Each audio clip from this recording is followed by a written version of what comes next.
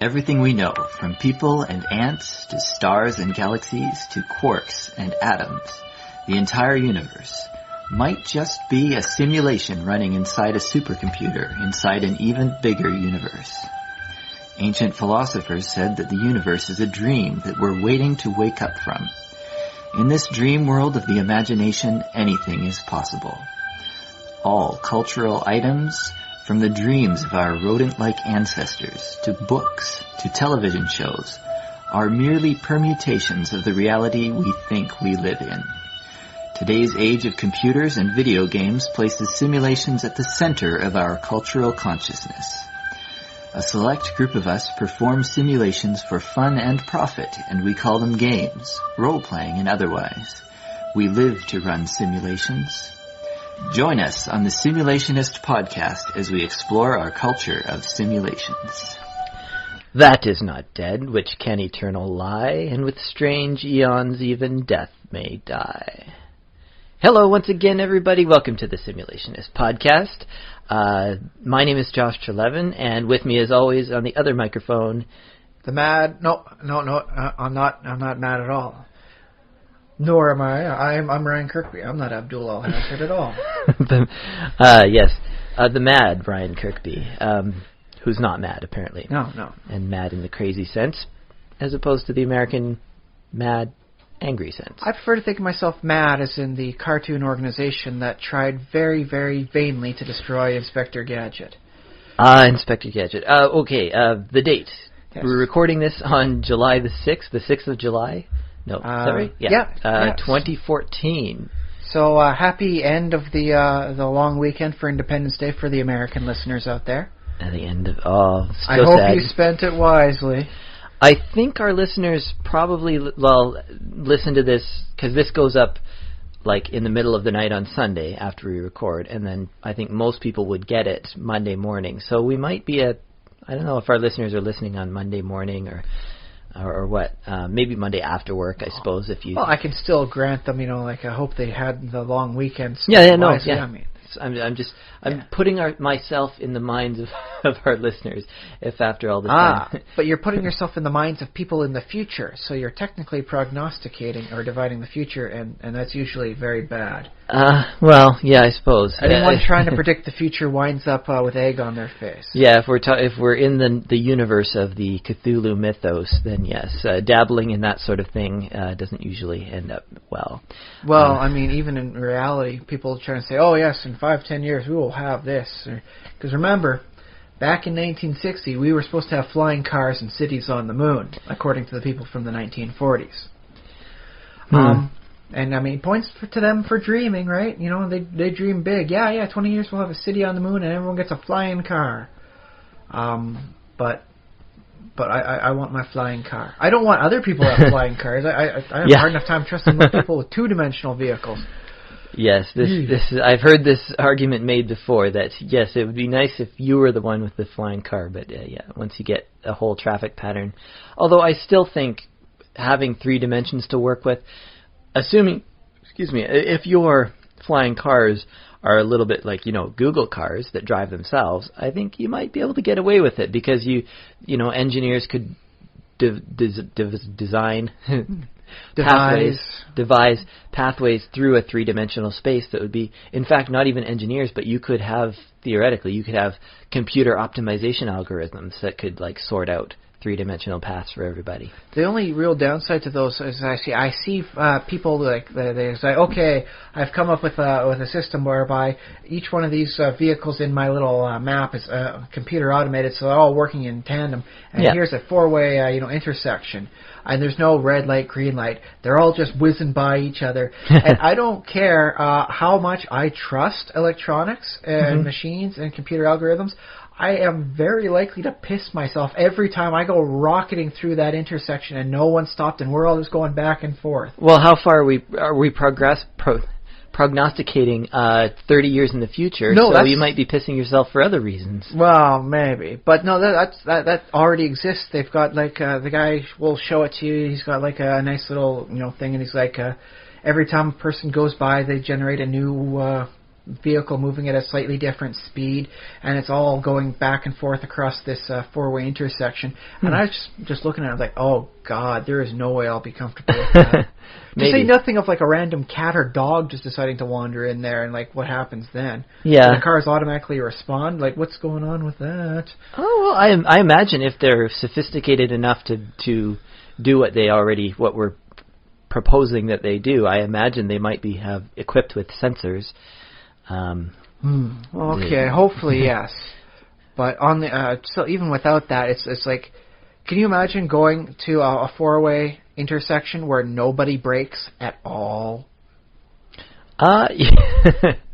Yes, I can imagine that it would be very scary to certain eyes. Yes, I imagine like if it comes out like within the next 2-3 years, and like everyone gets retrofitted for it, my daughter will grow up very comfortable with that sort of thing. Yeah, and there will be occasional pauses as people cross, on foot, because you can't just have them wantonly random. Well, are we talking about air intersection or just an intersection near the ground? This is just two dimensions sort of thing. This is just like getting vehicles to be driven like you see in any of those future type movies with Will Smith or Arnold Schwarzenegger or Sandra Bullock or anything like that. Yeah. It's a big thing. Like, oh, the cars are automatically driven.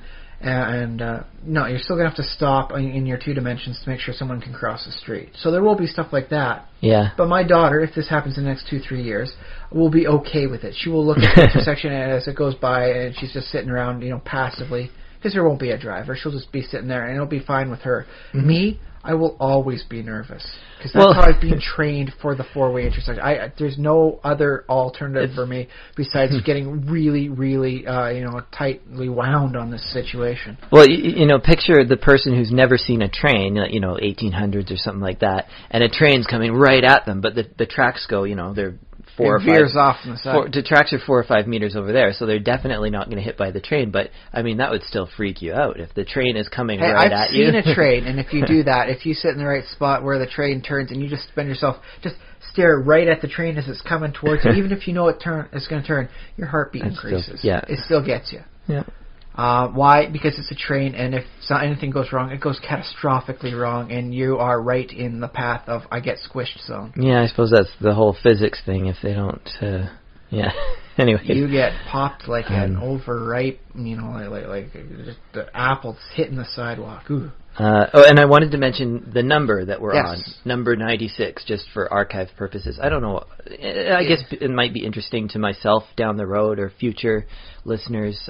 This is 96. Well, what if someone's downloading a whole bunch of them and then they forget to properly put down the names for everything? They're like, oh, what iteration is this? We just told them, settled out for their archive purposes. There you go. So that person got like a whole 15 seconds of... We like to cater to all potential audiences. But also, anyways. Yes, it's been an interesting week with fiction-related news. Oh, yes, of course it has. In local news, Tiny Mob Games. Yes, our friends over at Tiny Mob Games, which is based here in Victoria, beautiful Victoria, British Columbia. Oh, that's so beautiful. They have released a mobile game for Apple devices. So the game, it's called Tiny Realms, and it features dwarves and humans and Tigo? I can't remember now what they're called. They're reptilian folks. So they're dwarves, humans, reptilians, so you can play those three, and you have a little army, and you build units, so it's that kind of thing, and they run around on the field, and you conquer things. Unfortunately, I don't have an iDevice, so every time I talk to them, I'm like, hey, you guys going to release for Android? Come on. And then next time I talk to them, Android, hello. For Android. And this is why some very weird people have come up with the term the PC Master Race. You can say, oh yeah, how about this, how about that? You say, when are you going to give some thanks to the Master Race, the PC people? And then everyone is like, oh yeah, that's very funny. And that way it doesn't seem like you're pestering them. It's a nice little inside joke, but you still put the germ of the idea in their head. Yeah.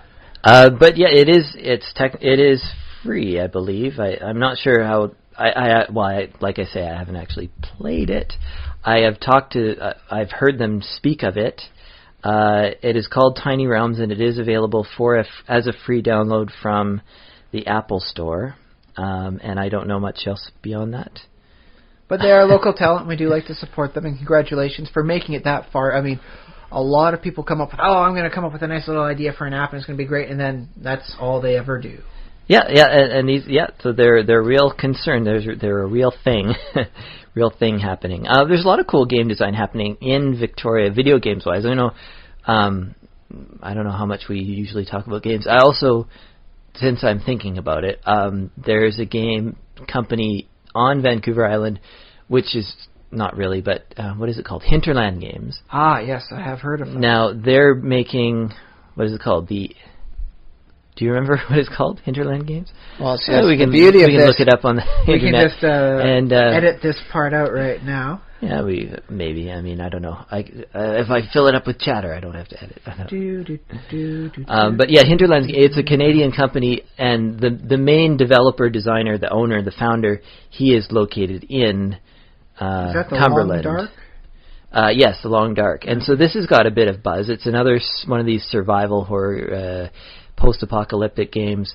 And it's sort of set in Canada a little bit, too. And I got to admit, just by hitting up their main webpage, hinterlandgames.com, you take a look at the trees they've got behind the Hinterland logo they've got, and you can tell this is definitely something from Vancouver Island. And the mist, it's just very beautiful image of it. But you can tell, for those who know their trees and that know, this is, Vancouver Island sort of focus. Yeah. So if you don't know what it's like to be through the woods in Vancouver Island, go to hinterlandgames.com and just take a look at that one image, and it's like, oh, and then bam, it all sort of gets filed in your mental database index, and now you're smarter because of it. You're welcome. So there you go. So there's another shout-out. 2 little shout-outs to local people in the Victoria area. But then there's the big news this week. There's D&D news. I don't know if I'd count it, because it's sort of, D&D is a rolling thing.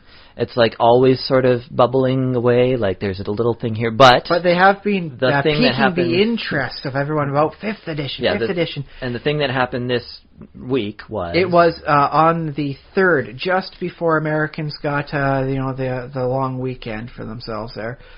They released the free basic rules.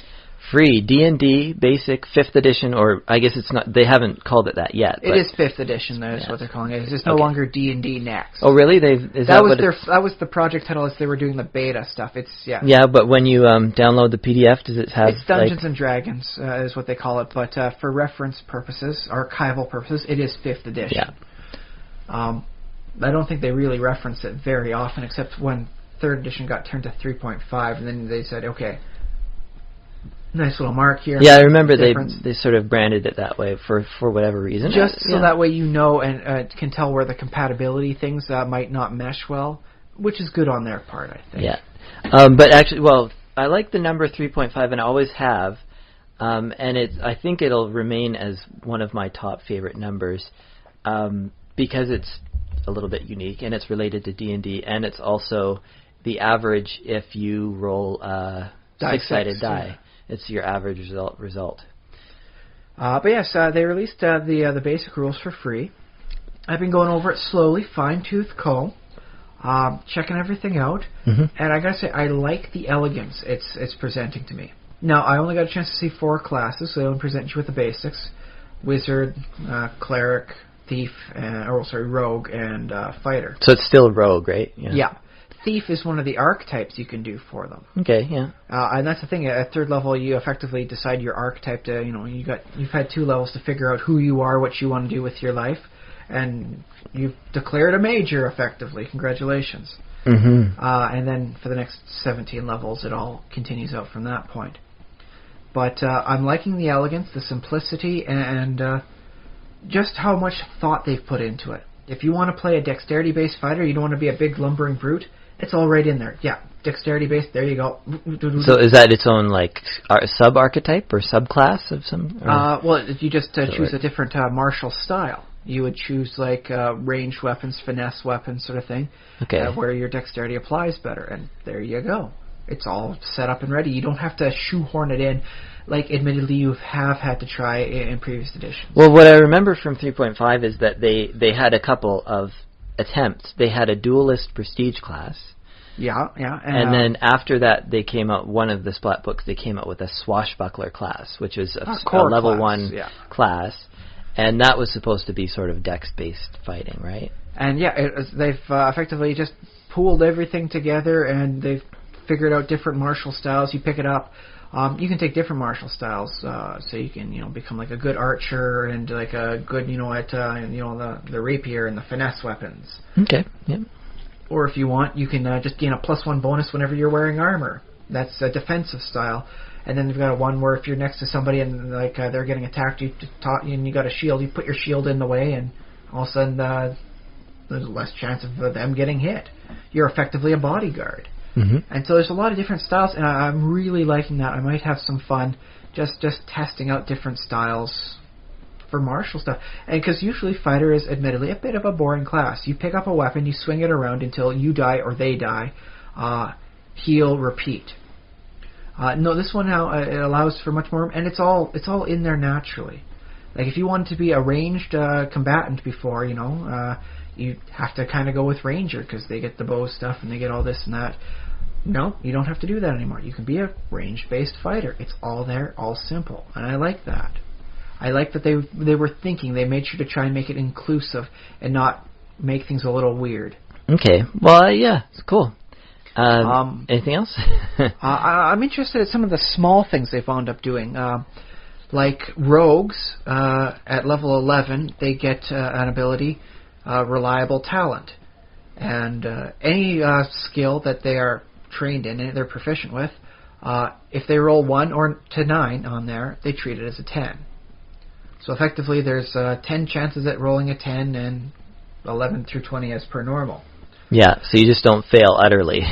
Well, that's the thing. It's that much more reliable, hence the name. Okay. But because of the backgrounds, and anyone can choose any background, you have some interesting circumstances set up. Like rogues are traditionally seen as, pick locks and do things sneaky and all that. You don't have to be. Not for all your skills. And so if you take like a sage background, congratulations, you're now proficient with the history and arcana skills. And you get to level 11, and then all of a sudden, anytime you're called upon to make a history or arcana check, you roll 1 to 9, it's treated as a 10. Always a 10. And so you wind up with this interesting thing that rogues make the best sages, because an equal level wizard is half the time going to roll worse on their checks for that sort of thing. Interesting. Now, okay. Well, this is particularly for me because I come from the old 2nd edition era sort of thing, whereby people would do crazy things based on game logic and not real world logic. Like, I am pretty close to leveling up. I am going to buy some cows and I'm going to smack them till they attack me, and then I'm going to kill them and gain the experience because they posed a threat. And because, cows can have up to 4 hit die. You can get some decent experience just slaughtering cows and selling them off to the butcher. Recoup some of your losses, right? Or just make it all into beef jerky or whatever. Okay. Not good internal logic, like you're still a crazy man smacking a cow until it attacks you and then you kill it. That's pretty crazy. Okay. But from a game point perspective, it's like, dude, those things got you 65 experience apiece. You get to level up. Or there'd be adventures where a person would find like a level draining, undead. And back then, when you got drained a level, you got drained a level. There's no chance 24 hours later of rolling again and, oh, yay, you gain it back. No. Is that what it is now, though? Yeah. They've nerfed it because it was really, really aggravating.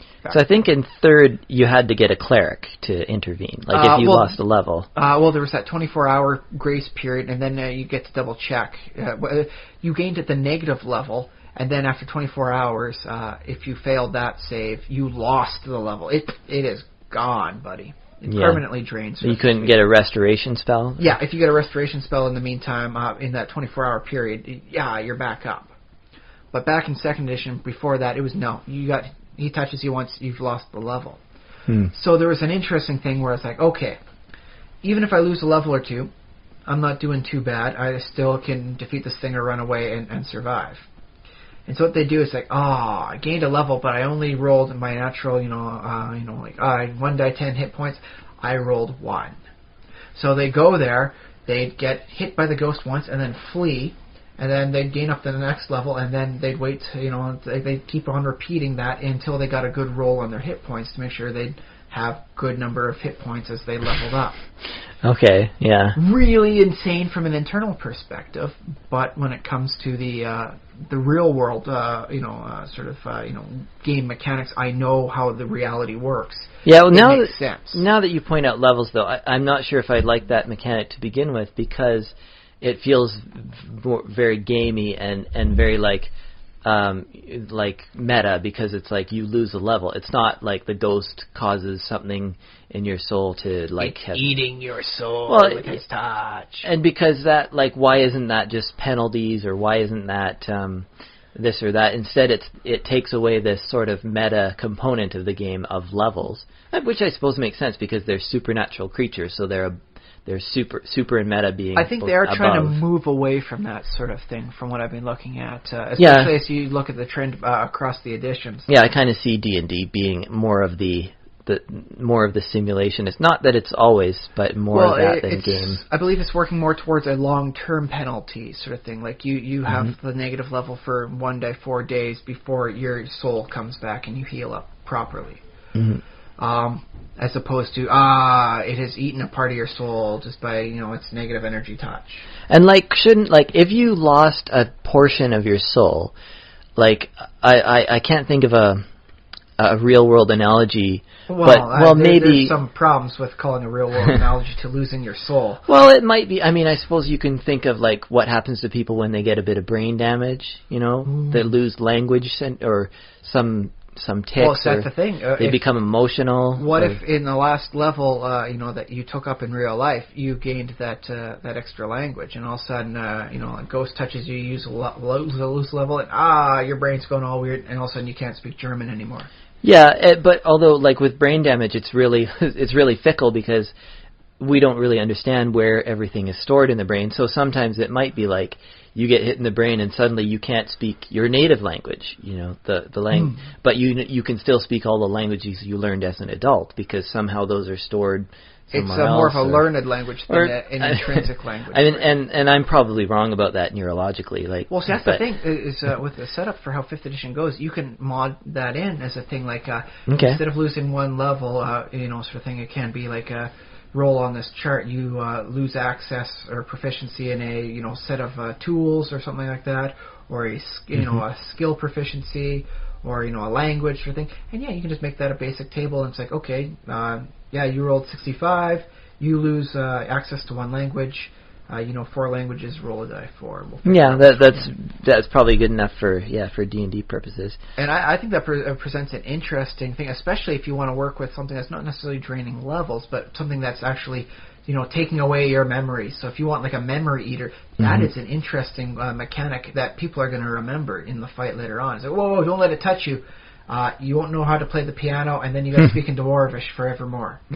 Yeah. It's weird. What can I say? And I suppose, there's other things like other games will implement insanities and various phobias or just tics. Also, if you lose empathy or something, you can get brain damage or something, or in this case soul damage, but you might lose empathy. So that could even be a shift in alignment, because sometimes people will lose their ability to feel for that's an interesting thing too, is the negative energy plane that they've had in previous editions has always been seen as very evil by just what it does. It's very take, no give, and so it's a very evil plane. Yeah. Whereas the positive energy plane is very positive. It gives. So that's a good thing. So it's inherently more positive style plane. Still both very lethal, but whatever. That's the elemental planes for you, right? Yeah. And so I could definitely see a corrupting touch as something it does. It puts a little negative energy into your soul and all that, and that way you're treated as though your alignment is an evil version of whatever it is for so long until you manage to overcome it by sheer force of goodwill. Yeah, so that makes sense.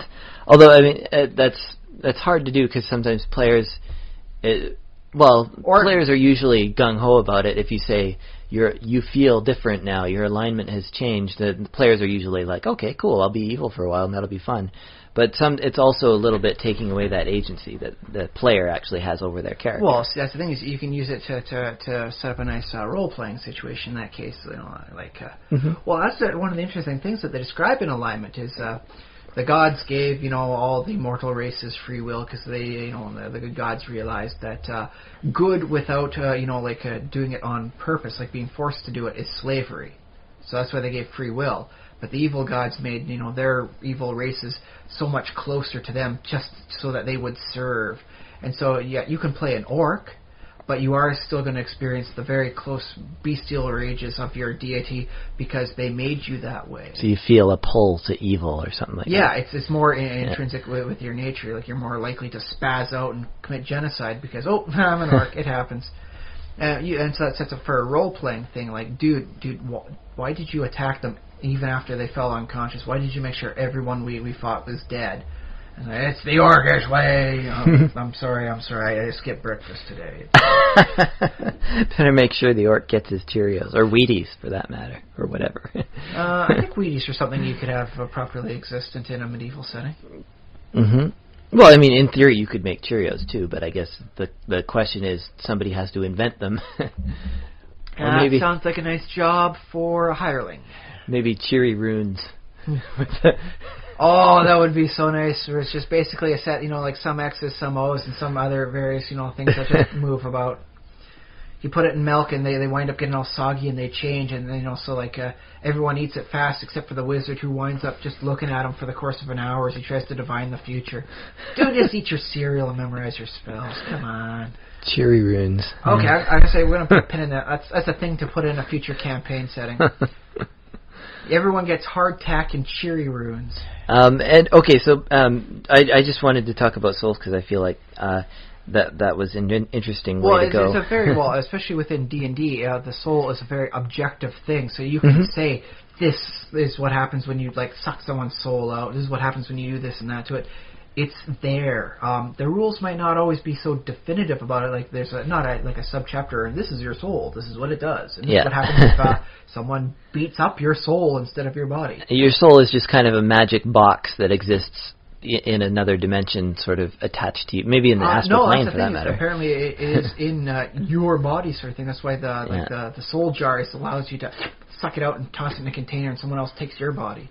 Okay. The rules are there. You have to look for them, but they're all there. At least in previous editions. I'm going to have some fun looking up that stuff myself. And I will mention, I've sort of done some amateur philosophy and thinking about what does the soul really mean.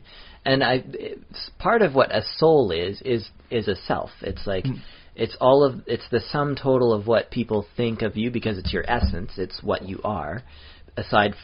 Outside of your body. It's what makes you different from what would happen if someone was to clone you, and why the other you would be different. The difference is your soul. And my thought, provided they have one. There are some people that are very adamant already that a cloned person will have no soul. Yeah. I think you have to have very little soul yourself to say such a thing so dramatically already on this forefront of cloning technology. So my thought on kind of souls in real life is that they're more just sort of perceptions or even your reputation. So I imagine if there was a ghost that was I attack your soul, it might eat away at the memories that other people have of you. Wouldn't that be an interesting idea, though? If it eats away enough at your soul, you just become a generic sort of minion thing, and so you have this entire society that's ruled by these horrible undead that beat up people until they just become another mindless drone, and then that's who they rule through. Just entire cities of mindless drones. Kind of soulless, So it'd be an interesting way. You could work it as an allegory for the corporate world sort of thing, and it'd be yes, I am the horrid spectre known as Ibum. I like it. Yes, and I've drained so many, and they all work for me towards one unified purpose because they are my drones. I think you could have a lot of interesting fun with that. Yeah. How did we... more? I'm putting a pin in that. That's a nice concept for a campaign in the future. All right, cool. That was a cool tangent, I guess. Yeah. Some of the other stuff I'm looking at, halflings are considered lucky, whenever they're making an attack roll. If they roll a 1 or a 2, they get to roll again and take that result. So what this means is that like a natural 1 on an attack is a failure, right? Because natural 1's a miss, natural 20's a hit, sort of thing, as per the standard D&D rules. Although to me that feels more like not unlucky, because it doesn't make them actually more likely to roll 19s. Well, I guess in a way it does. Well, here's the thing: is for a halfling, the normal non-halflings have a 5% chance of buggering up every time they attack someone, right? Mm-hmm. With halflings, it's 5% of 5%. Or actually, no, it'd be 5% of 10%. Because when they roll a 2, they could accidentally roll a 1, and then their I suck turns into that went really bad. Mm-hmm. So yeah, it becomes so much smaller. So when it comes to the term of a reliable fighter, a halfling is the best you can get. Because if you look at it in terms of World of Warcraft, you've got your steady damage dealers versus your spike damage dealers. Yeah. Like rogues will wind up doing I'm doing okay damage, and all of a sudden bam, huge damage. And then moderate and huge damage. Mm-hmm. By the way, tanks hate that because it really does threaten their aggro meters that way.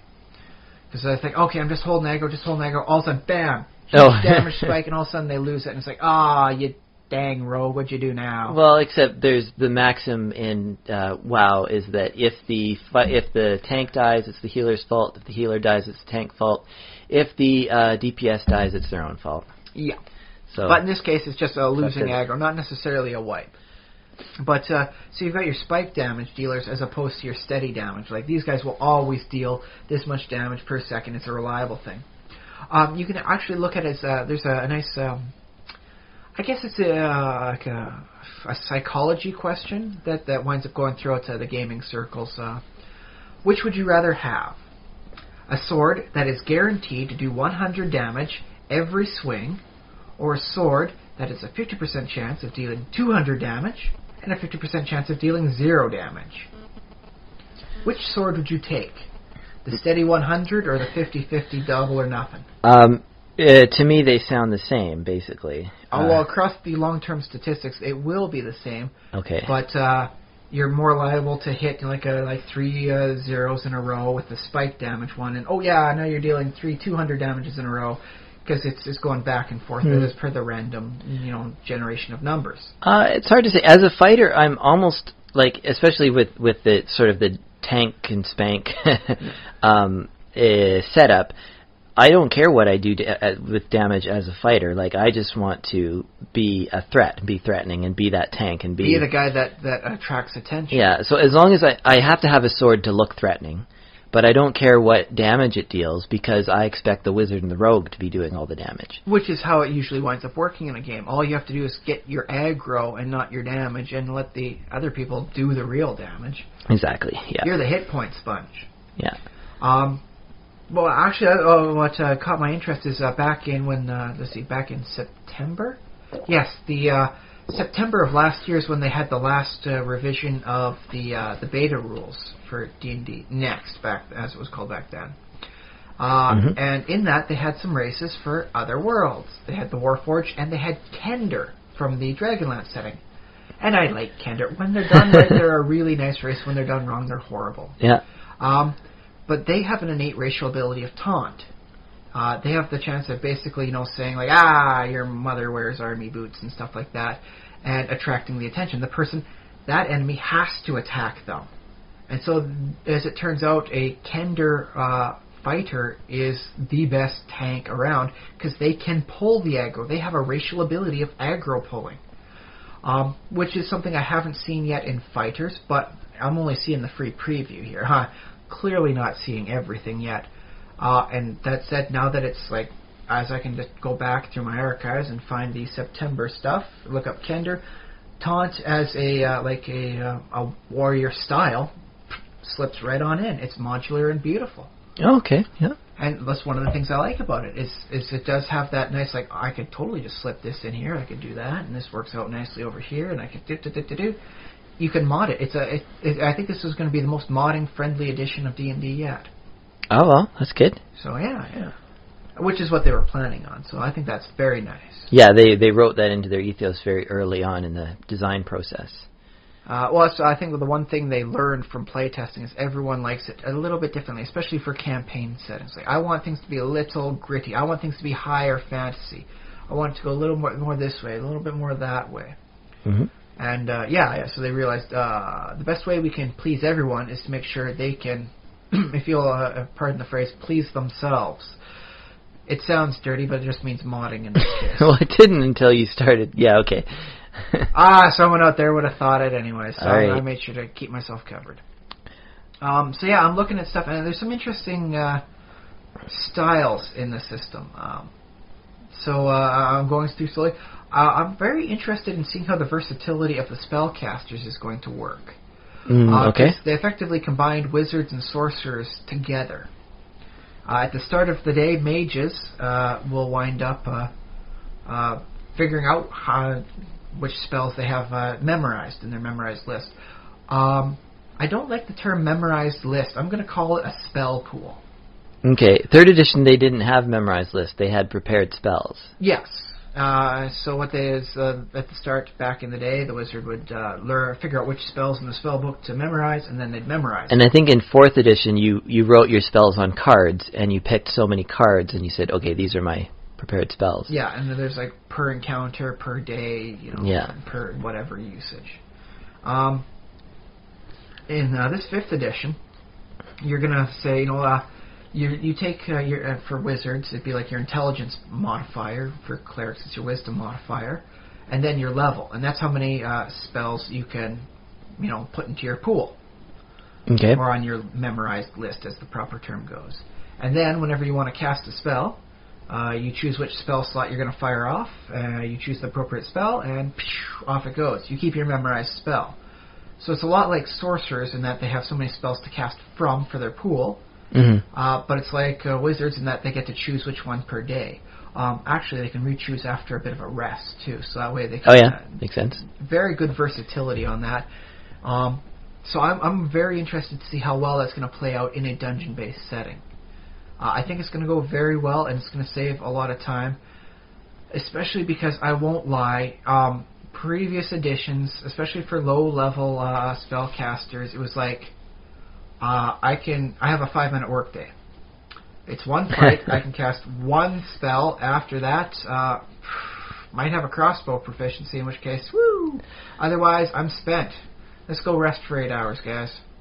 That reminds me of I was listening to another podcast, but they had a D&D session on it. It was from a while back, but they had guests come up who like donated to a Kickstarter or something to play as characters in their D&D campaign. So they're like, okay, this is going to be fun.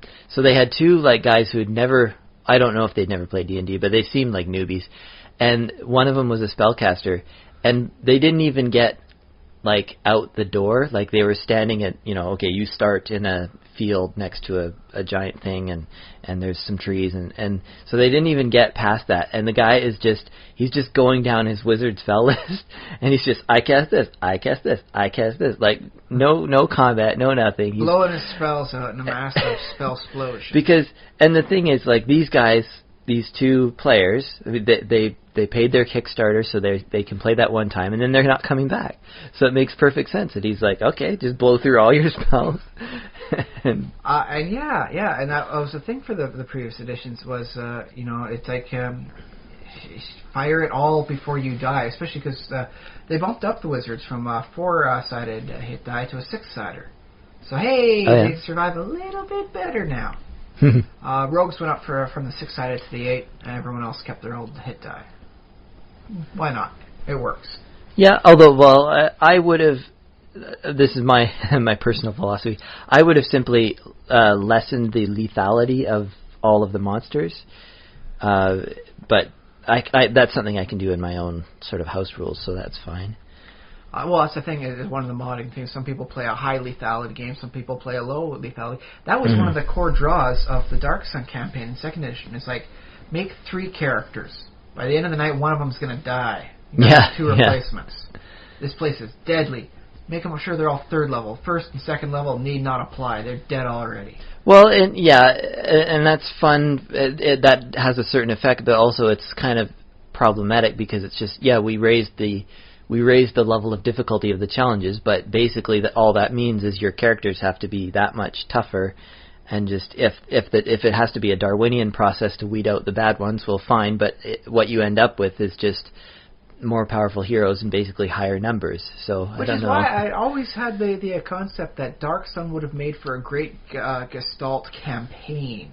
Oh yeah, okay, yeah, that would be a neat idea. Especially given the fact that almost everybody had psionics there. It was almost as though they all had at least 1 level in psionicist or psionic warrior. So that would have helped out nicely. But yeah, some people just don't like it at the normal lethality, and you can tune that as you so desire. Although a lot of people get scared when you start dealing non-lethal damage. It's like, oh god, they're going to try and kidnap us. Kill everything. If you start going unconscious, slaughter your own throat. Interesting. I'm going to remember that. Especially when it's only used every once in a while. It's like, oh, whoa, these guys are really serious. This isn't just standard life or death. This is, like life or imprisonment. They're going to take our stuff and leave us naked and worthless. Which is not bad every once in a while. You got to, fight the people with your magic items to get back your magic items. Okay. So I think there's some interesting fun to be had there for an occasional twist. Hey, speaking of magic, did you see anything in your read-through of rituals? Do you remember 4th edition had those? Yes, I haven't actually gotten up to reading through very carefully about the stuff. They do have any spell that has the ritual tag put on it, you can cast as a ritual spell. And rituals, I'm not sure if I remember this correctly, but basically you could cast them even without being a wizard if you had, like, maybe a spell, not spell check. Yeah, if you had the skill. No, I did not see anything mentioning that for the rogue or the fighter. Okay. So, apparently I think what they're trying to do with the ritual spells is more like what happened in the Relics and Rituals books from the Sword and Sorcery publication for the Scarred Lands, in that you need to cast this spell, but you're not in combat, so it can take as long as you want, so just cast the long version of the spell and have it go. And I always found that to be very nice, because you could really split up spells into I need to do this now versus I got time. Although I like the versions, I'm not sure if I can think of one right now, but maybe Swiftness or something, like you cast Swiftness, it takes you 10 minutes when you could have just walked or something. Yeah. Or you cast, like, Move Earth when you could have just dug it with a shovel. It takes so long to do it. I do think very few people have ever needed to actually cast the scrying spell in the middle of combat. Yeah. It very well would lend itself to, no, dude, just learn the spell and just cast it as a ritual. You got time. Yeah. It takes you 10 minutes to cast, whatever.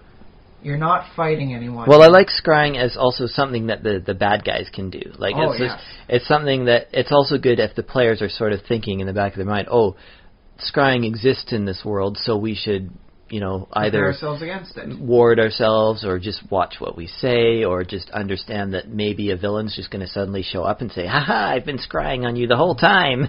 Or I had an idea, because you remember how a few iterations back I was talking about learning as much as you can about stuff and studying what the enemy does?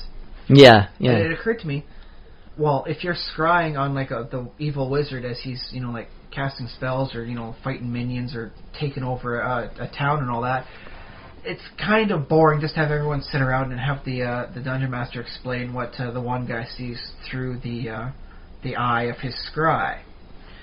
And then it occurred to me, well, what if you set this up in advance and I will scry to see what's maybe we can learn what spells the evil wizard knows, and then everyone put your standard characters away. This is what you're seeing. But it's the wizard fighting a town. Here are 4 people in the town guard. You guys get to choose which one you're playing. And, you're the one fighting him. You're not going to win, but let's see how much fun we can have and how much you can draw him out for what spells he casts. And then that way, the wizard at the end of it who's been scrying is writing down what spells it is. And that way it's not so boring, a little bit more involved, and a nice little fun change of pace. It's like, you're not going to win this one, so have fun, go out with a bang. Player expendable town guardsman. Yeah, well, I think that's a really cool idea. I might even say there's a chance you could win, but your odds are very slim or something like that. Like, leave it. Well, doesn't that kind of undermine exactly why the wizard is scrying on the evil wizard instead? You know, it's like, good news, bad news, guys. Good news is I learned a lot of his spells he can cast. Bad news is he's dead. I don't think he's coming back, especially after what they did to his head. But the players were there, so they would be like, yes, like, you know. Say, the main guys don't get the experience, but any chance we can come back to these guys later on with the town guardsmen and just have maybe more fun with them? Maybe some orcs can attack. Maybe we can have some fun. See, this is like a side thing, you know, like a backup heroes. Why not? If it winds up being that they like these guys, go for it. If they die, well, they were disposable to begin with. Yep. So yeah, that's a nice little idea. I've been toting around in my head for a little bit now that comes up. Well, that does sound cool. It would be cool. Like, you could, in theory, you could, as a DM, like, this could be in every DM's like binder. Could be, you know, for NPCs that are sort of character ready at several different levels. So, in theory, if a wizard... Well, they did have that back in 3rd edition, but it was really big tables, and it took a little while to transcribe everything out properly. Yeah. But yeah, if a wizard just suddenly decided to scry, you could, in theory, just yank those out of your binder and say, okay, here you go. You guys get to choose who you are, but here's your 4 temporary replacements as we go through this, so you're not all bored as I describe what goes on. And I think that would be very entertaining. So, you know, there's a nice little notion for those of you out there who have to deal with someone who's in your party who's scrying an awful lot. Cool. Make the most out of it. But yeah, this is the nice little things I like about 5th edition that seem to be working well. I haven't read it up into spellcasting in combat and what it takes for armor, but I have made it into the armor section, and what I've seen, it says you cannot cast spells in armor you're not proficient in. Okay. But they didn't say anything more than that so far. About so there's no arcane spell failure. Failure. Apparently no. Well, the big thing I always had in previous editions is like clerics can cast spells in full plate. Wizards cannot. Why is this? Wizards effectively, are moving around too much, whereas the clerics just, hold up and chant, my God, smite you. Mm-hmm. And so they're basically cheating their way out. Mm-hmm. In this one, I mean, clerics are naturally proficient in light and medium armor, and if they take the healing domain, proficient in heavy armor. I don't know what healing and heavy armor has to do, but it's there. Okay. So, they can cast in heavy armor, because they're proficient in it. Well, okay, fair enough. If I can somehow get my wizard proficient with light armor, it looks like he can cast without penalty. And I'm okay with that. I'm okay with saying, okay, you know what? It's not an insurmountable wall. It's just, a high hurdle. You jump the hurdle, congratulations, you've done it. Yeah.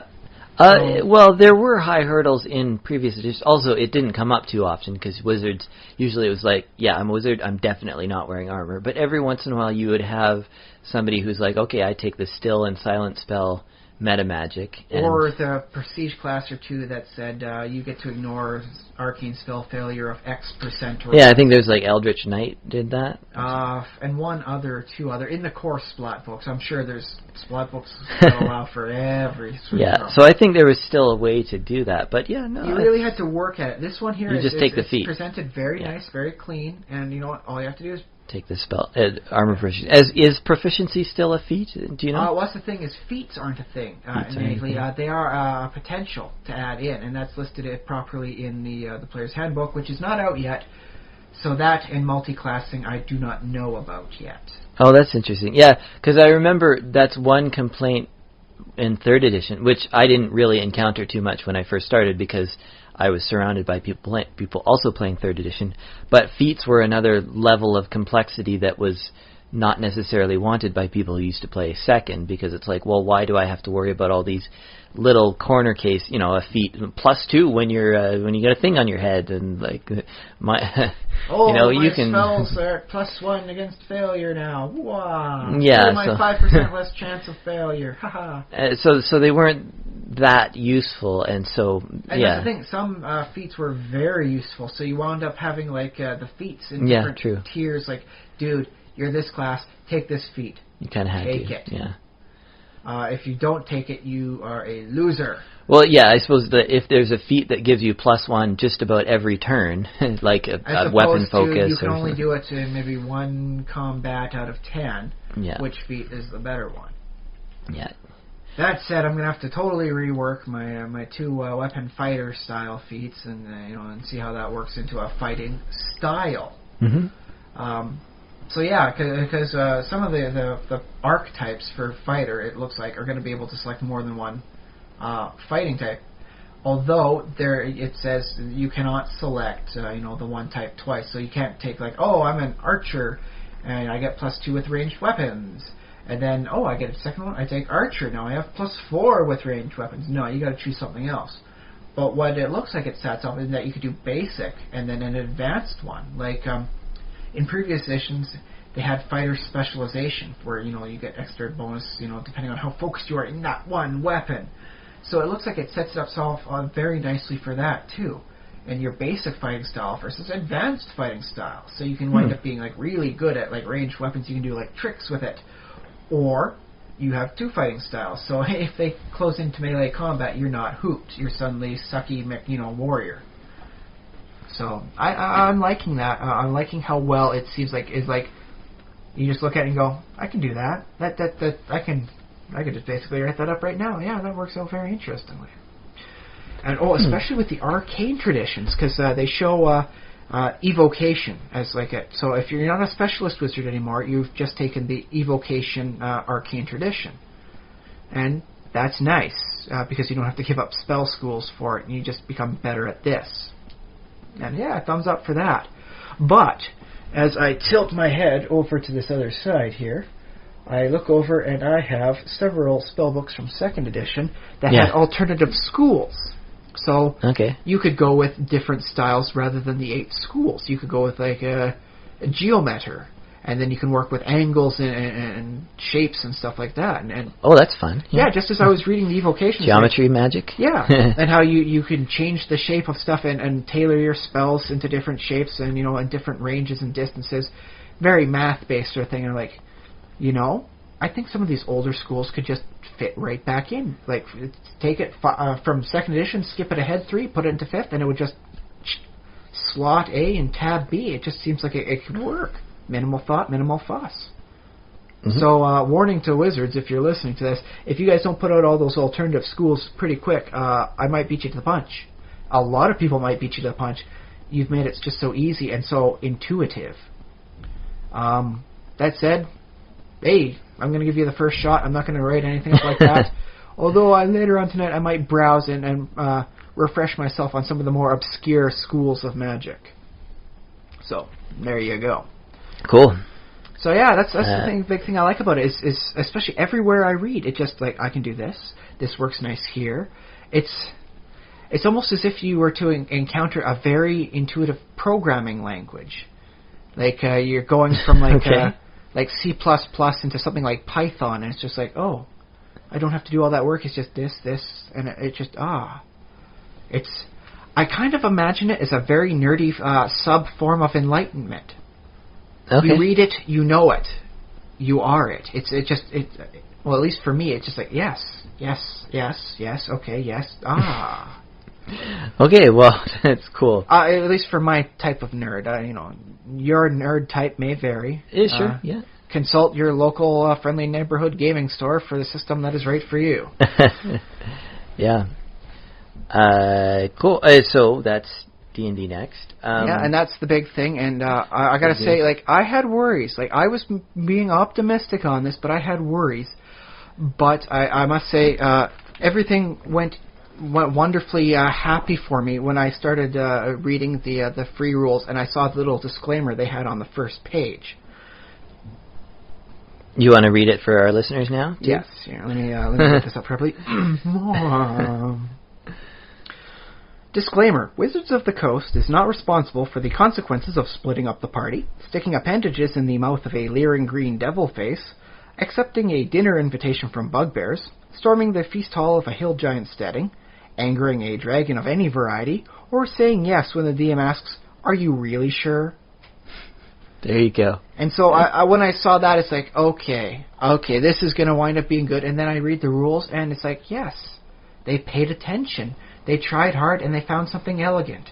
Well, there you go. Ryan loves D&D 5th Edition. Well, at least the potential I've been seeing from the free stuff. Plus, it's free. Yeah, true. If it sucked, it'd still be free.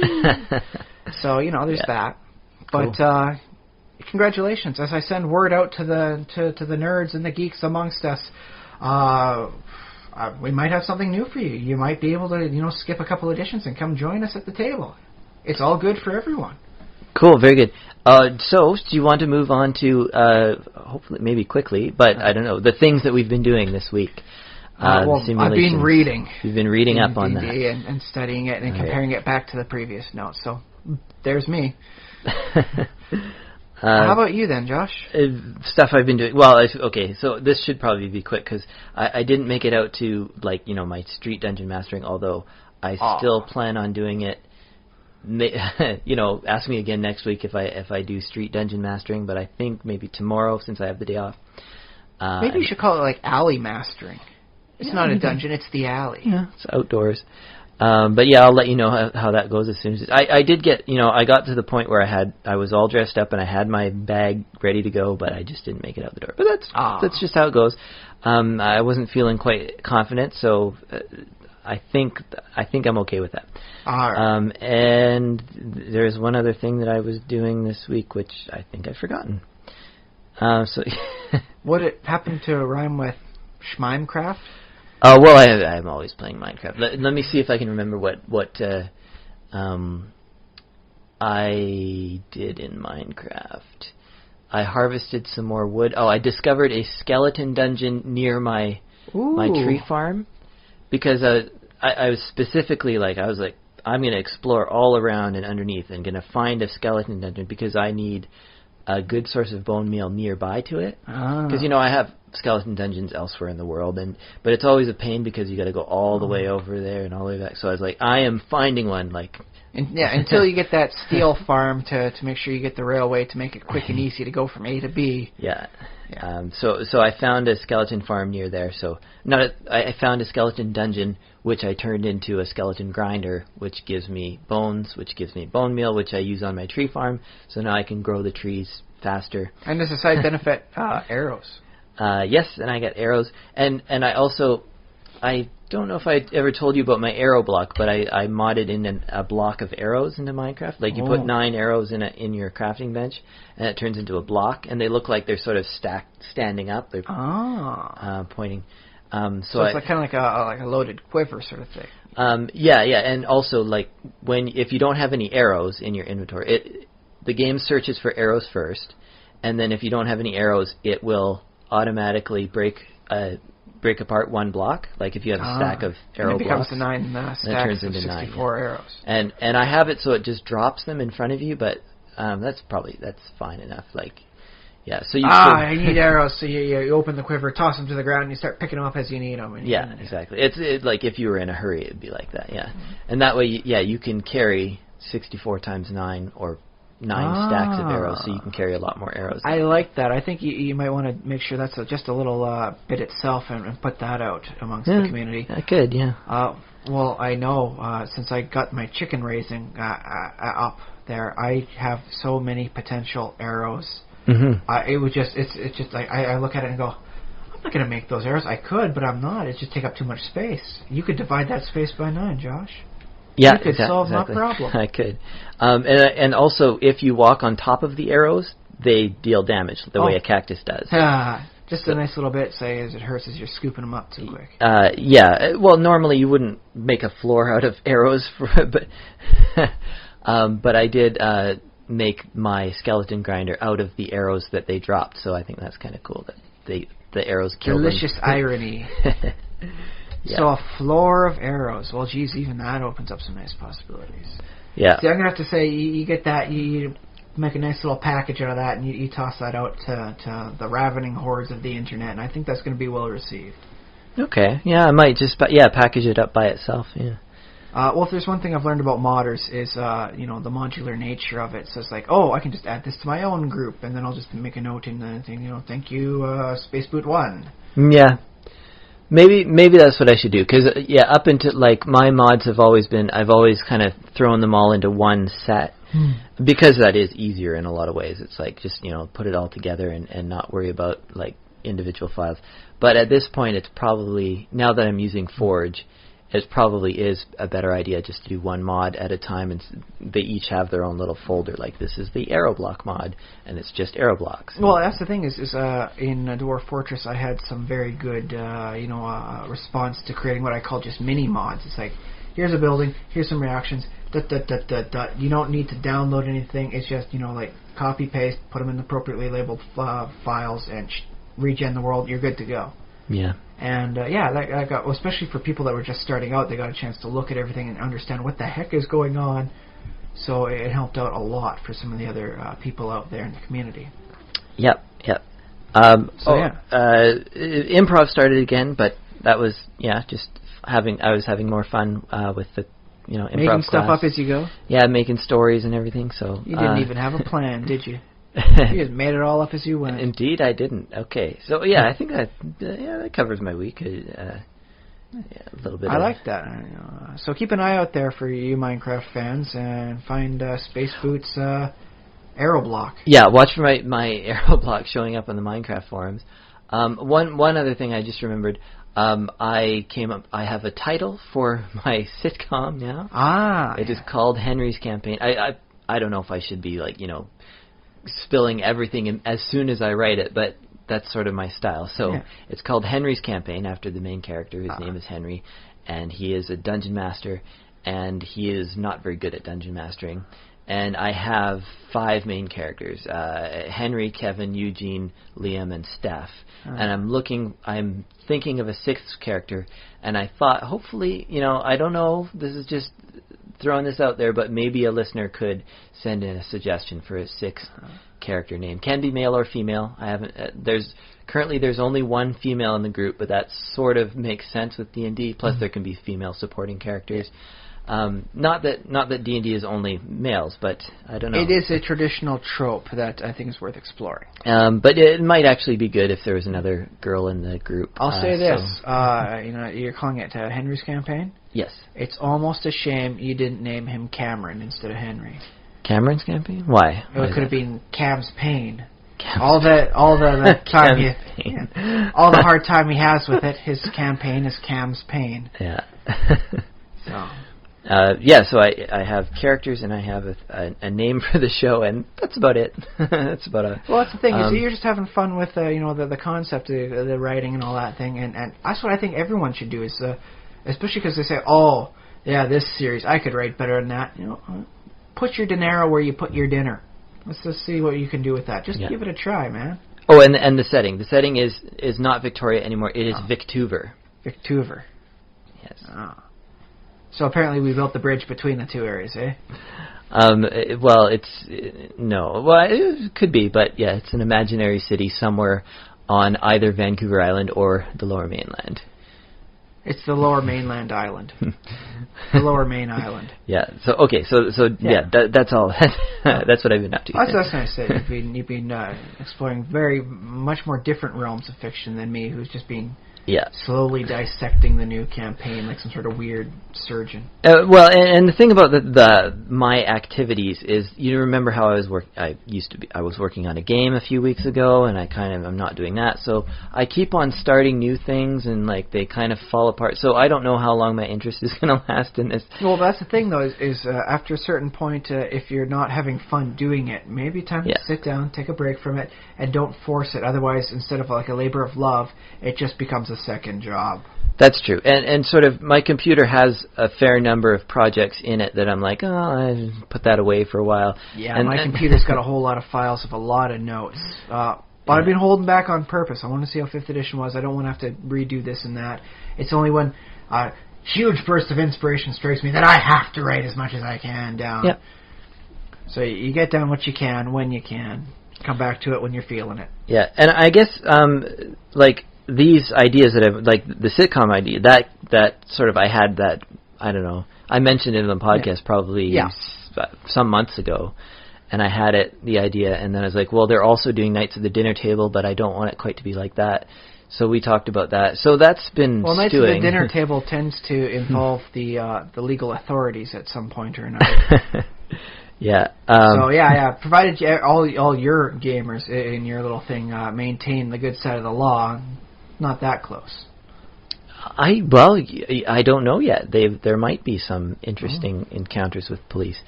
And what else? Oh, and the Hexlands, my Hexagon game, that was on my computer from like many years ago. I don't know when I first thought of that idea, but yeah, it came up to the fore this year again a little bit, and then it might sink ebb and down flow as your creative talents allow. Probably just boring people with just. But no, I think is it's you gotta common. try. You gotta try. I mean, if you don't try, you're like with so many other people that just like, I had an idea once, but then I forgot it. Yeah, and I hope that our listeners are sort of in similar situations and that maybe they are inspired a little bit to go ahead. Or conversely, maybe they have a lot of skill at following the stuff through. They just don't have the inspiration. In which case, we are the fertile soil. Yeah, if you're looking for ideas, I mean, this podcast, every podcast we have, we're just churning this stuff out, man. Anyways, did you want to? Are we ready to talk about the main topic? Yeah. There's something we'd been discussing a little ways back. And it's come up again. Yeah, I think we mentioned it would make its own podcast sometime. So. Yes, and the concept of death and how much it sticks. Because I watch a lot of horror films, and you know what? An interesting number of the monsters are either dead, as in like Dracula, blah blah blah, or they come back, like Frankenstein's monster. He gets frozen, he gets burnt, he gets frozen, he gets burnt. He keeps coming back. Death don't stick for this guy.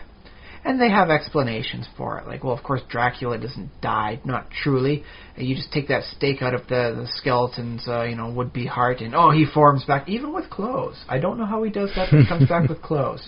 Yeah. At least in the old-fashioned movies. And so that's a nice touch. Frankenstein, they say he's got the primal spark of life. It wasn't just any sort of life that Dr. Frankenstein instilled with him. He got the primal life, like what you and I are alive, Josh. No, not compared to Frankenstein. Frankenstein is he is real life. Okay, man. yeah. And so you the only way to potentially to kill him would be to drain the energy down to basic bare minimum, and then unmake him in the same process he was made. And no one's ever gotten close to that. It turns out you start looking at Frankenstein and how he's created, you go insane and you start trying to juice him up to see what he could be like at full power. It's a thing. It's a recurring theme for him. Mm-hmm. But death just don't stick. I mean, heck, with the Wolfman, who's ostensibly just a man with a neurotic condition, as they keep saying, he was dead for 4 years. That's a hell of a neuroses. You were dead for 4 years? Yeah, but I got better.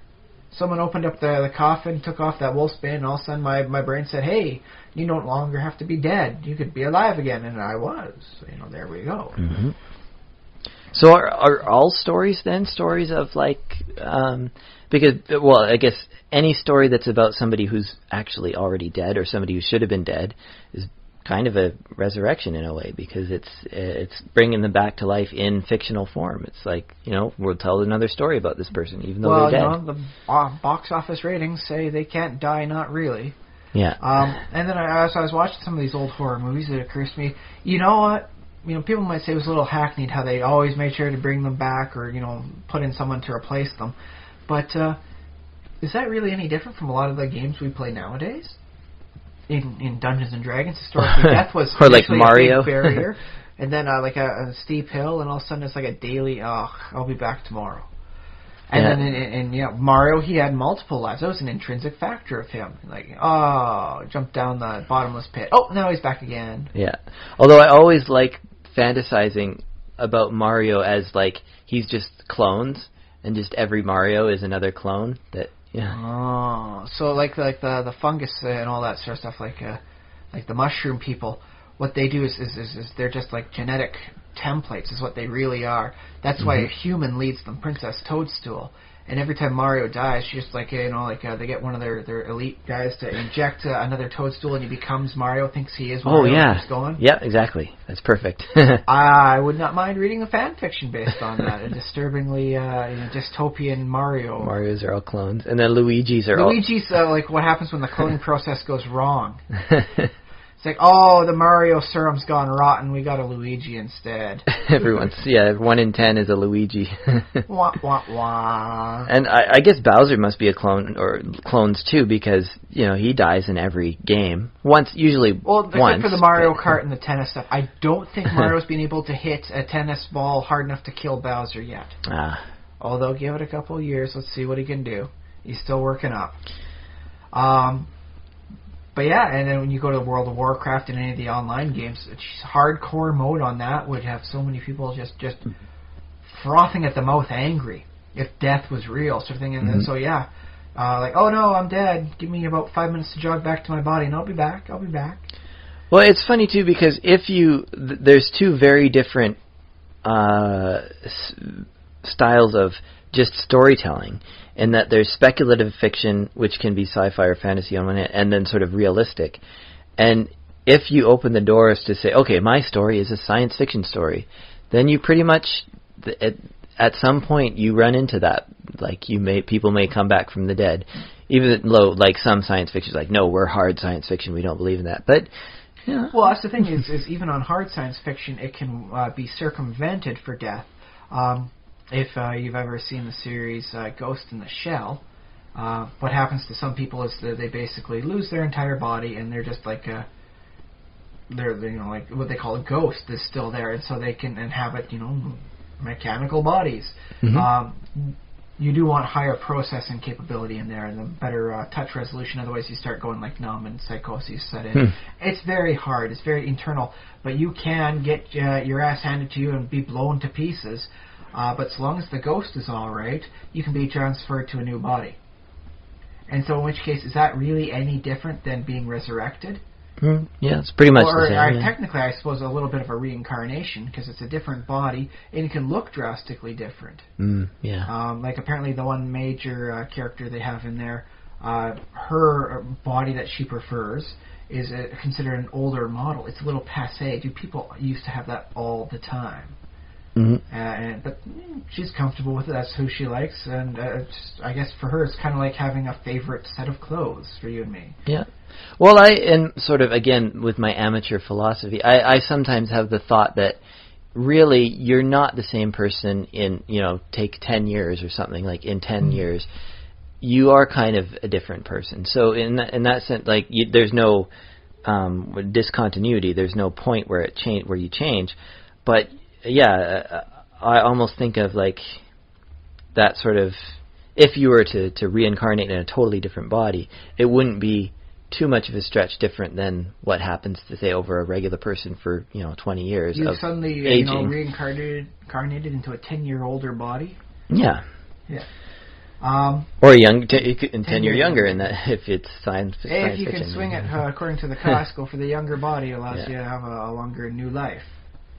But yeah, so that got us thinking for the concept is like does it really matter if death is a big thing? Like how much does that actually change it? Because they're reading 11 million people playing World of Warcraft, and those are numbers anybody in the industry would just absolutely salivate over. I mean, just the amount of WoW clones out there just trying to capture that fraction of the audience, and if Wizards of the Coast could sell 10 million copies of their player's handbook, you couldn't get them to stop laughing. They'd just be so ecstatic they'd laugh themselves to the grave.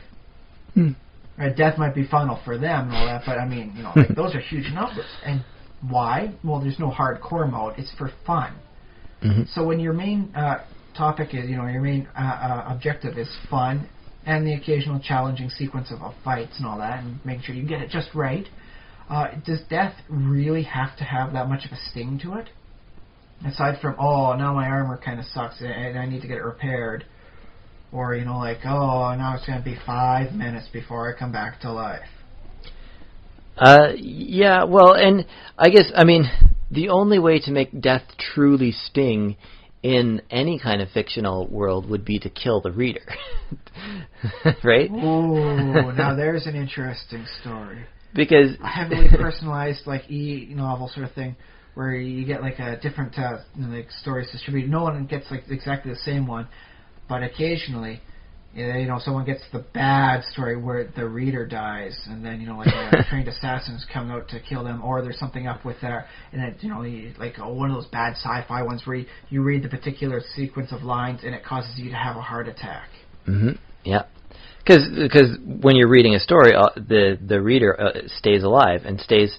They can always. You can kill as many characters as you want in the book. It doesn't really impact. Okay, the reader does feel potentially the loss of the character. Yeah. But it doesn't. Which we all deal with loss all the time, and we move on, right? Yeah, especially when you can rationalize it, dude. It's just a fictional character; they never really exist. And we tell stories about our dead relatives and friends too. Like they're still alive in fiction. So, well, in memory, sort of thing. So I mean, like if you don't really lose a person in your story, like oh no, the main character is dead by book 4. I'll go back to book 1. He's alive again. Haha. Take that, author. Yeah. And the author goes, oh, you want to play games? Sends out a hired killer or like a lethal kill word, embedded into the human psyche. And then the readers start dropping. Thump, thump, thump. Bam. There's your story. You needed inspiration? The killing story. Bam. It's out there. It's out there. Make it your own. There we go. But yeah, it's but that does change the internal consistency, though, of the world when death doesn't really stop anything. Yeah. Why take huge armies out onto the battlefield if everyone's going to be back again in 10 minutes? Yeah, and I guess, it would make a difference if, Game of Thrones, if certain characters didn't die, then different things would happen later in the book, right? Or if they came back. Or just never happen at all. It's like, hey, I recognize that assassin. I know what house it's from. There we go. Yeah. Which is like that really messes with sort of the realism of a setting in a lot of ways. It's like, well, some people don't want to be in like a very down to earth realistic setting. Sometimes, it's like a very high end, very high concept thing, and is able to get attention too. But would you have assassins? Would you even have wars? Would you have jail? Well, I suppose wars would translate out into seeing who's still alive after the fight to who gives up first. We've been fighting them for 3 weeks. I don't want to do this. Let's just call a retreat. And that's where the fighting changes. It's just who has enough tenacity to keep on fighting despite the repeated deaths. Yeah. Now, the armor's broken down. It's just nothing more than shreds. And so you get just two naked people smacking each other to death, repeatedly until one side just says, no, I'm getting out of here. And then, they run away as the other guy's naked man runs after them, smacking them. Oh, boy. But, okay, so in this sort of scenario where death is never, like, what's the mechanics of that? Does the body have to be, like, do they return to their own body? That's the thing. There's some interesting potentials for, worse than death scenario. And instead of having assassins, you have kidnappers and torturers. Yeah. It'd be a nice, interesting real world example. You get a particularly heinous mass murder, sort of thing, and all of a sudden, oh, no, wait, death no longer sticks. His victims are dead, but you can't kill him. Well, what happens then? Do you bury him alive? What happens if you bury someone alive? It's very hard to get out, but if they're not going to die from, asphyxiation and all that, they can effectively claw their way out. It's not going to be easy. It's not going to be pretty. It's not going to be anytime soon, but they could keep going and keep doing it, which is very interesting torture in that case. Or sentence them to 20 years in the electric chair. How dangerous does that sound? How much less likely are you to kill if you can get 20 years in the electric chair? Yeah, it would be pretty... It's scary in the outset, but I do wonder, like, after the first few hours of being electrocuted, what would that... Would you get used to it, maybe? Well, that's the thing, is with something like electricity, it's always firing the nerves for pain.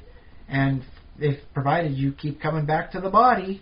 and the body's coming back to a state where it's okay that you're still viable again, you're going to feel it, and you're going to feel it, and you're going to feel it, and you're going to feel it for those 20 years. This is really dark. This world does not sound like a good place. No, and yet everyone says, "Oh, I wish to." I wish the world everybody would live forever. I wish this person wasn't dead. I wish all these people I loved was still alive. It's like, no, that could actually get pretty dang dark. Well, I mean, I wish that my, friends and family were alive and also were in good health and, at that caveat. Like they are now. Yeah.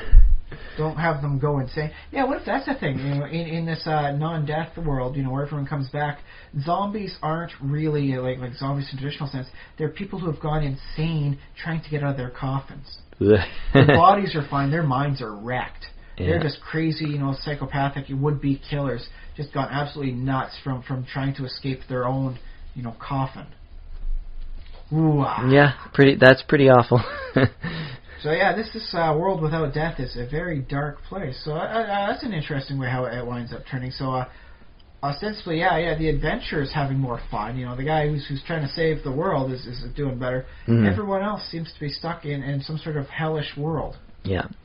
So the typical with fantasy and sci-fi is that they will place a restriction on it. They'll say, well, yes, you can come back to life, but you have to be put in this huge machine that costs tons of energy. It's like nuclear powered. The tanks that they have for the very near dead in the Star Wars universe. Yeah, something like that. Dude, we got like expensive. A swimming pool of back to here, man. Just so long as you've got a heartbeat, we can get you back up to life. That's kind of interesting on that one. But that one, it does still require you to be technically alive. Yeah. Although robots, like the droids get an interesting pass in that case, because as long as they don't get blown, in the wherever they keep their brain. Yeah, like they're in the head, not all. Sometimes in the core area. Yeah. But as long as that's okay, they transfer to a new body and they get a cheaper reincarnation effect than anyone else. Although I haven't really seen that abused much in the rules. Droids coming back?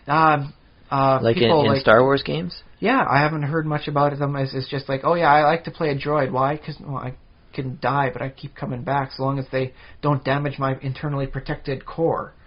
Yeah. Just, put me in a new chassis and off I go again.